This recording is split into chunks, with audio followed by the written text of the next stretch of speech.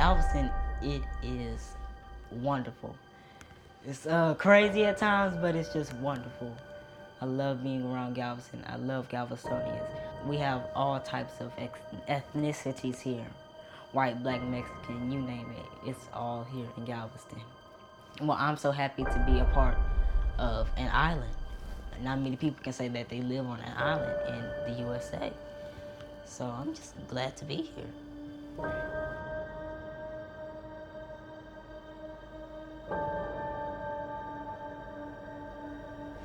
To hurricane force, so just be aware of that. Power winds, it's kind of like having a huge fan. There and just being hammered with wind and rain. Just had a huge gust, certainly I would estimate a hurricane.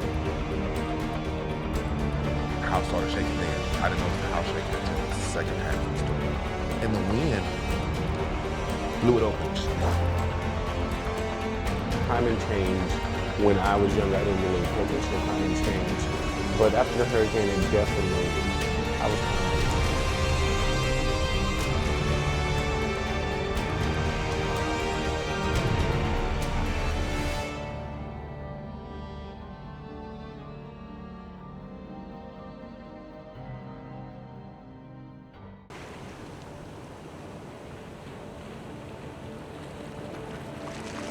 I'm Leon Phillips, born and raised in Galveston, Texas in 1948. Galveston is 37 miles all the way around. The main industry here in Galveston is tourism. We have a historical downtown Strand area. A lot of tourists come to just walk up and down the Strand. I haven't been to this place since Ike hit, so it brings back a lot of memories.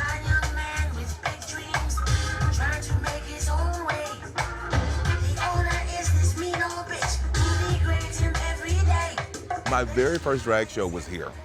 That was over 20-some years ago.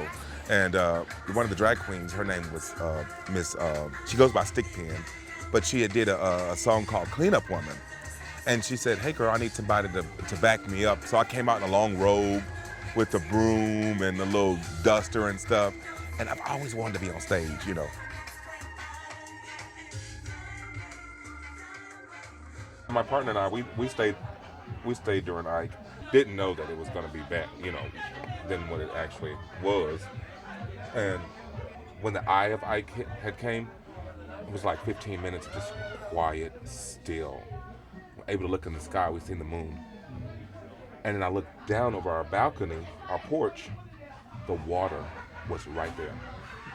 12, 13 feet high. Sometimes if you take a chair and put it on the knob of the door to stop it, you know. Well, the slack didn't work. I stood there for like 15 minutes holding it. My arms got tired, so I flipped around with my back towards it. And the whole time I was praying, like, God, if you let me live through this, I wouldn't stay the next time, you know.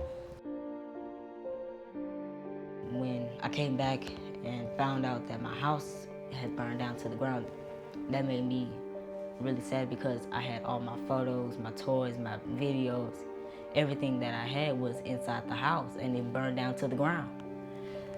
At being in the second grade, what would you say going through that time? That made me feel sad to know that everything that I had was gone.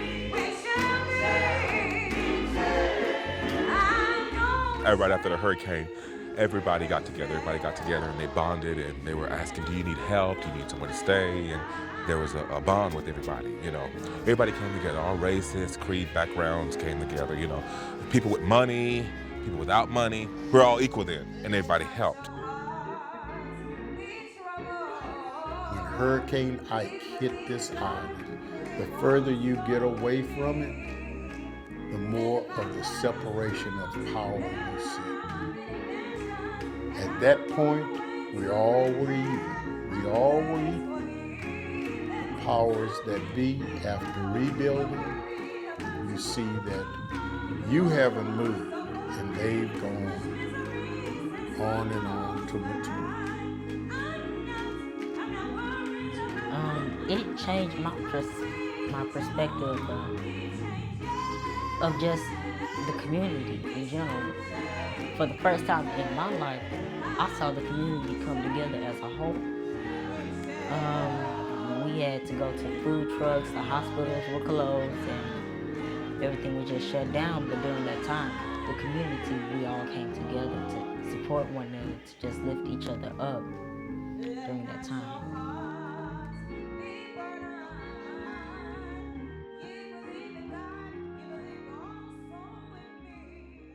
After Ike had passed, you know, my thoughts of climate change, I'm more thoughtful of it now. I pay more attention to it now, you know. Climate change is gonna have to take everybody to fix it, you know. Honestly, I believe people are talking more about it than doing things about it. It's kind of like they're sitting around waiting if it's really gonna happen. Icebergs are breaking apart, you know, faster than we thought. Things that we have, such as electronics and as much energy as we use up every day, and you think about like the coal and the fuel and just everything in general. Like, you hear scientists talk about like global warming is going to happen and stuff like that, and you don't believe it at first until you actually see something of it